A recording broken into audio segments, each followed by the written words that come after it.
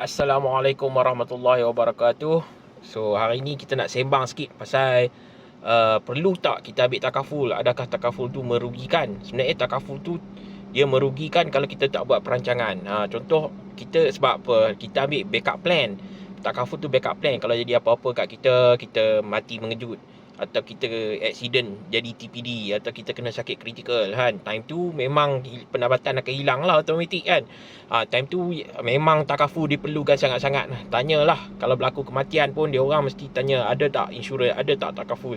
Sebab pentingnya apa orang kata waris yang ditinggalku tak meminta-minta, so boleh menyelesaikan masalah seperti hutang kan, masalah orang kata tak ada cash flow bagi keluarga. Tapi pada masa yang sama, kalau kita tak buat perancangan pun kita akan rugi juga.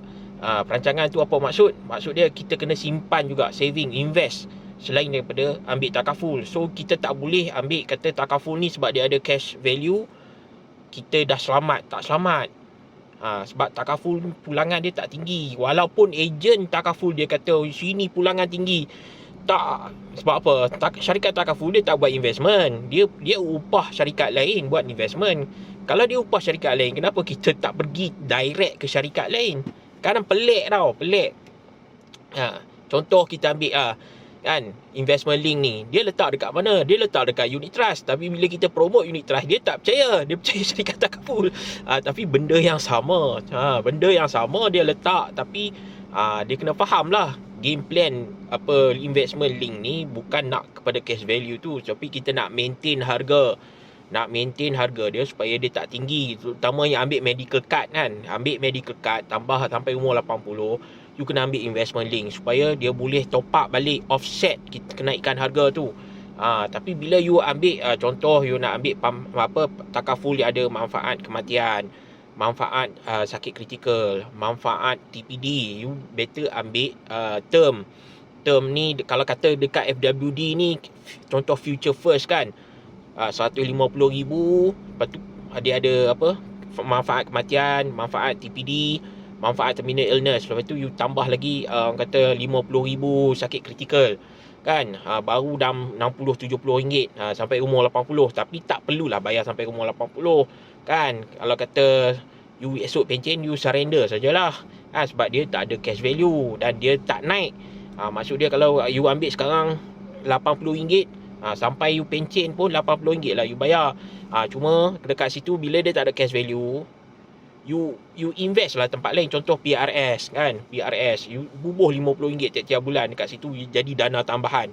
Tapi kalau boleh kita agresifkan lebih kepada investment. Sebab apa, investment ni kalau kita tak buat pun pendapatan akan mati juga. Sebab apa, umur 60 automatik kita kena berhenti kerja. Mungkin ada kalau orang yang peringkat management tu dia ditawarkan 5 tahun lagi kan. Ada juga, tapi takkan kita nak kerja balik kan. Apa yang kita buat ni usaha selama sia-sia lah. Kita kerja 40-50 tahun dekat company, last kali balik apa pencen, paksa kerja balik kan. Itu kejadian dia. Jadi ambil takaful tu merugikan kalau you tak ada financial planning. You tak buat financial planning, memang rugi lah kan. Ejen takaful dia tahu jual takaful tapi macam saya bukan nak jual takaful. Saya nak pastikan you boleh manage you punya cash flow, manage you punya wealth kan, manage you punya hutang. Kita sebab tu kita gabung semua kan. Kita bukan nak ambil takaful. Takaful tu just basic plan. Macam kita orang selalu explain kan, ambil takaful ni macam kita ada spare tire kan, tapi you kena ada kereta baru boleh ada spare tire kan. Sama juga dengan payung. Dia kata ini payung masa hujan, tapi kalau tak hujan tak gunalah payung tu kan. So dia perlu ada. Kalau tak ada menyusahkan. Tapi kena benda lain pun you kena kan. Jadi takaful tu melengkapkan. Dia bukannya ni, dia hanya 10% daripada kita punya pendapatan. So kalau kita pandai, bila kita ambil term, kita lebih jimat lagi kan. Sebab portion investment tu kita boleh dapat kat kita lebih tinggi. Kalau kita invest dalam takaful, yes dia ada investment link tu, tapi portion yang keuntungan dia dapat, dia akan tolak untuk charge dia. Charge tabaruk ada, charge commission agent, charge unit tu sendiri, management fee tu sendiri ada untuk investment. So you banyak charge you kena kan. So sebab tu orang kata apa, ada kejadian dia, orang kata bila ada orang yang retired, dia ada polisi insurans. Sebab dulu tak ada takaful pun baru je 2013 diluluskan, orang kata Akta Hibah Bersyarat kan. So orang yang pencen ni, dia klien kami lah yang ada 5 polisi insurans. Berapa dia punya tu memang menyedihkan lah. Sebab insurans dia akan makan kita punya keuntungan tu. Tak kira lah dia cakap 15% ke 30% ke, selagi apa, orang kata kita punya tu naik, orang kata usia tu naik, lagi tu dia makan. Sebab tu syarikat insurans dia tak rugi. Kalau kata orang invest untung pun, dia lagi banyak dia boleh makan kan. Dia charge tu dia tetap makan sampai umur 60. Kalau kata you boleh simpan sampai umur 100 pun, dia tetap untung. Maknanya orang yang invest kan dalam takaful ni, macam mana pun dia tak untung. Dia menguntungkan syarikat, sebab syarikat ambil banyak charge. Sebab tu kita ambil term, buy term, invest the difference. Sebab tu dia kita ambil yang minimal lah protection tu kan. Kita bayar dekat company memang khas untuk protection. Memang khas untuk protection kan. Dan satu, bila kita bayar untuk protection kan, kita ada duit lebih, sebab jimat kan, kita ada duit lebih untuk buat investment. So kalau you ambil semua bubuh dekat takaful kan, kos-kos lain macam mana you nak invest? You kena buat savings, you kena invest kan, baru you boleh lawan kita punya inflasi. So macam mana? Takkan you nak harap tu. Sebab tu orang kata takaful ni is not an investment, tapi dia protection. So you ambil protection, ambil protection dan pastikan you buat planning. So maksud dia kan, kita kena ada plan A, plan B, tapi semua tu pada saving dan investment. Plan tutup hutang kan. Tapi bawah tu, as a backup plan, kita ada plan D, ABC. Plan D tu kita punya takaful as a protection. Mana tahu kan, kita kata mungkin kita boleh hidup lama lagi, tengok esok accident meninggal. Kita tak tahu benda tu, orang kata takdir kan. Kita tak boleh nak tahu bila mati. Boleh jadi juga kita tak mati, tapi pendapatan kita mati. Sebab apa? Dah bersara. Bila bersara pendapatan mati, siapa nak ganti? KWSP tak cukup kan. Ini fakta. Saya bercakap tentang logik, tentang fakta. Tapi ramai yang dia sebenarnya bila dia ambil takaful tu, tak tahulah ejen dia explain macam mana, dia boleh hentam letak kat situ seketul 100,000, 200,000. Itu memang kita kata merugikan. Tambah kalau orang dekat-dekat pencen ni umur 55, dia ada 300,000 dalam KWSP, dia letak dalam takaful. Itu dia menjerut leher lah kan. Takaful ni bukannya tempat menguntungkan. So kalau you nak untung, you kena carilah investment yang lebih baik.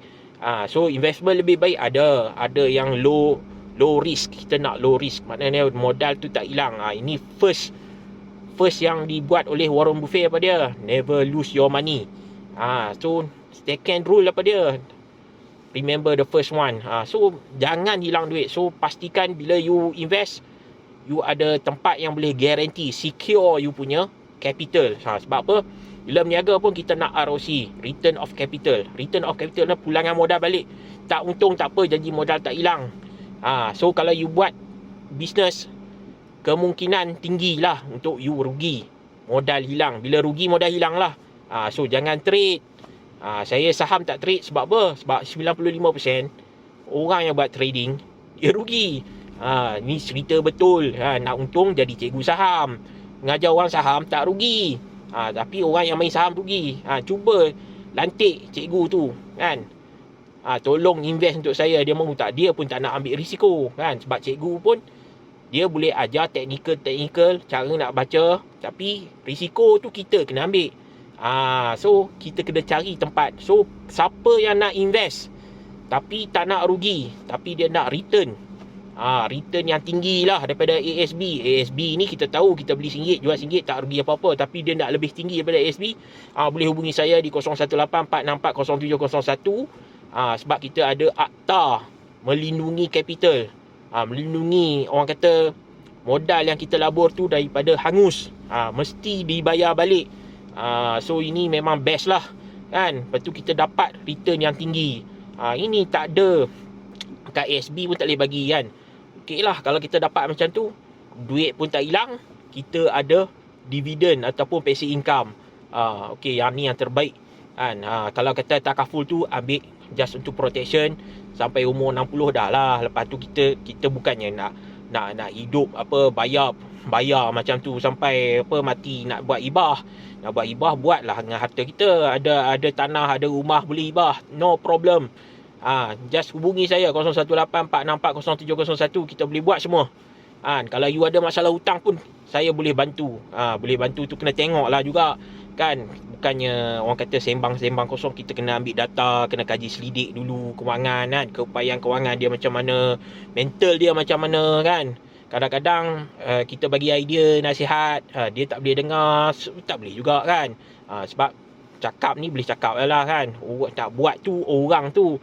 Dia kalau dia tak sanggup nak buat, tak boleh juga. Okey, siapa-siapa yang nak ambil takaful, nak review balik polisi dia, lepas tu you nak buat investment yang tak merugikan kan, supaya you boleh untung, you nak invest ke tempat yang boleh orang kata multiply your money, your income kan, untuk masa depan, untuk masa persaraan. Boleh hubungi saya di 0184640701. Assalamualaikum warahmatullahi wabarakatuh.